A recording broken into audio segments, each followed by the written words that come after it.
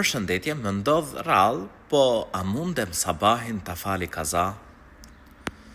Nëse ndodh që njeriu nuk është zgjuar dot për ta fal sabahun në kohë, atëherë në momentin që zgjohet, e fal atë.